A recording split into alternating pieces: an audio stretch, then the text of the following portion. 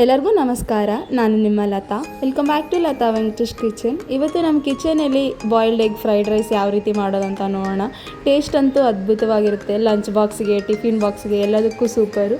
ಯಾರಾದರೂ ಹೊಸ್ದಾಗಿ ನೋಡ್ತಾ ಇದ್ದರೆ ನನ್ನ ಚಾನಲ್ನ ಪ್ಲೀಸ್ ಸಬ್ಸ್ಕ್ರೈಬ್ ಮಾಡ್ಕೊಳ್ಳಿ, ಶೇರ್ ಮಾಡ್ಕೊಳ್ಳಿ. ಹಾಗಾದರೆ ಹೇಗೆ ಮಾಡೋದಂತ ನೋಡೋಣ ಬನ್ನಿ.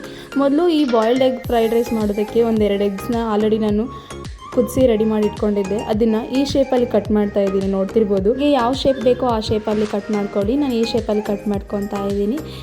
ಈ ಕಟ್ ಮಾಡ್ಕೊಂಡ ನಂತರ ಒಂದು ಪ್ಲೇಟ್ಗೆ ಟ್ರಾನ್ಸ್ಫರ್ ಮಾಡಿ ರೆಡಿ ಮಾಡಿ ಇಟ್ಕೊಳ್ಳಿ. ಈಗ ಗ್ಯಾಸ್ ಸ್ಟವ್ ಮೇಲೆ ಒಂದು ತವ ಇಟ್ಟಿದ್ದೀನಿ. ತವಕ್ಕೆ ಸ್ವಲ್ಪ ಬಿಸಿ ಆದಮೇಲೆ ಒಂದು 4 ಟೇಬಲ್ ಸ್ಪೂನ್ ಆಗೋಷ್ಟು ಕುಕ್ಕಿಂಗ್ ಆಯಿಲ್ ಸೇರಿಸ್ತಾ ಇದ್ದೀನಿ. ಕುಕ್ಕಿಂಗ್ ಆಯಿಲ್ ಸ್ವಲ್ಪ ಬಿಸಿ ಆದ ನಂತರ 1 ಟೇಬಲ್ ಸ್ಪೂನ್ ಆಗೋಷ್ಟು ಸಾಸಿವೆ ಜೀರಿಗೆ ಸೇರಿಸ್ತಾ ಇದ್ದೀನಿ. ಸ್ವಲ್ಪ ಚಟಪಟ ಅಂದ ನಂತರ ಈರುಳ್ಳಿನ ಸಣ್ಣದಾಗಿ ಹೆಚ್ಚಿ ರೆಡಿ ಮಾಡಿಟ್ಟಿದೆ, ಅದನ್ನು ಸೇರಿಸ್ತಾ ಇದ್ದೀನಿ.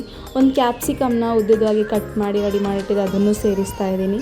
ಈಗ ಆಯಿಲಲ್ಲಿ ಡೀಪ್ ಫ್ರೈ ಮಾಡ್ಕೊಳ್ಳಿ. ಸ್ವಲ್ಪ ಚೆನ್ನಾಗಿ ಫ್ರೈ ಮಾಡ್ಕೊಳ್ಳಿ. ಸ್ವಲ್ಪ ಕಲರ್ ಚೇಂಜ್ ಆಗುತ್ತನ ಫ್ರೈ ಮಾಡ್ಕೊಳ್ಳಿ. 1-2 ರಿಂದ 3 ನಿಮಿಷ ನಾನು ಫ್ರೈ ಮಾಡ್ತಾ ಇದ್ದೀನಿ. ಫ್ರೈ ಮಾಡಿದ ನಂತರ ಒಂದು ಅರ್ಧ ಟೇಬಲ್ ಸ್ಪೂನ್ ಆಗೋಷ್ಟು ಅರಿಶಿಣ ಪುಡಿ, 1 ಟೇಬಲ್ ಸ್ಪೂನ್ ರುಚಿಗೆ ತಕ್ಕಷ್ಟು ಸಾಲ್ಟ್ ಹಾಕ್ಕೊಳ್ಳಿ. ಸಾಲ್ಟ್ ಹಾಕೊಂಡ ನಂತರ ಇನ್ನೊಮ್ಮೆ ಚೆನ್ನಾಗಿ ಮಿಕ್ಸ್ ಮಾಡ್ಕೊಳ್ಳಿ. ಮಿಕ್ಸ್ ಮಾಡಿದ ನಂತರ ಒಂದು ಟೊಮೊಟೊ ನಾನು ಸಣ್ಣದಾಗಿ ಹೆಚ್ಚಿ ರೆಡಿ ಮಾಡಿದೆ, ಅದನ್ನು ಸೇರಿಸ್ತಾ ಇದ್ದೀನಿ. ಸೇರಿಸಿದ ನಂತರ ಈಗ ಚೆನ್ನಾಗಿ ಫ್ರೈ ಮಾಡ್ಕೊಳ್ಳಿ. ಫ್ರೈ ಮಾಡಿದ ನಂತರ ಒಂದು ಸ್ವಲ್ಪ ಕರಿಬೇವು ಸೇರಿಸ್ತಾ ಇದ್ದೀನಿ. ಸ್ವಲ್ಪ ಖಾರಕ್ಕೆ ಎಷ್ಟು ಬೇಕಾಗುತ್ತೋ ಅಷ್ಟು ಹಚ್ಚ ಖಾರ ಪುಡಿ ಸೇರಿಸಿ, ಒಂದು ಅರ್ಧ ಟೇಬಲ್ ಸ್ಪೂನ್ ಆಗೋಷ್ಟು ಗರಂ ಮಸಾಲ, ಒಂದು ಅರ್ಧ ಟೇಬಲ್ ಸ್ಪೂನ್ ಆಗೋಷ್ಟು ಚಿಕನ್ ಮಸಾಲ ಸೇರಿಸ್ತಾ ಇದ್ದೀನಿ. ಸೇರಿಸಿದ ನಂತರ ಇನ್ನೊಮ್ಮೆ ಚೆನ್ನಾಗಿ ಮಿಕ್ಸ್ ಮಾಡ್ಕೊಳ್ಳಿ. ಮಿಕ್ಸ್ ಮಾಡಿದ ನಂತರ 1-2 ರಿಂದ 3 ನಿಮಿಷ ಫ್ರೈ ಮಾಡ್ಕೊಳ್ಳಿ. ಫ್ರೈ ಮಾಡಿದ ನಂತರ ನಾವು ಆಲ್ರೆಡಿ ಎಗ್ಸ್ನ ಕಟ್ ಮಾಡಿ ರೆಡಿ ಮಾಡಿ ಇಟ್ಕೊಂಡಿದ್ವಲ್ವ, ಅದನ್ನು ಸೇರಿಸ್ತಾ ಇದ್ದೀನಿ. ಸೇರಿಸಿದ ನಂತರ ಇನ್ನೊಮ್ಮೆ ಚೆನ್ನಾಗಿ ಮಿಕ್ಸ್ ಮಾಡ್ಕೊಳ್ಳಿ.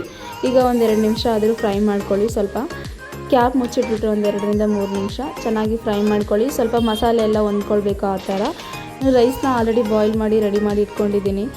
ನಿಮಗೆ ಯಾವ ಕ್ವಾಂಟಿಟಿಯಲ್ಲಿ ಬೇಕೋ ಅಷ್ಟು ಕ್ವಾಂಟಿಟಿಯಲ್ಲಿ ರೈಸ್ ತೊಗೊಳ್ಳಿ. ನಾನು ಸ್ವಲ್ಪ ಬಿಡಿ ಬಿಡಿಯಾಗಿರೋ ರೈಸ್ ಈ ಟೈಪ್ ಮಾಡ್ಕೊಂಡಿದ್ದೀನಿ.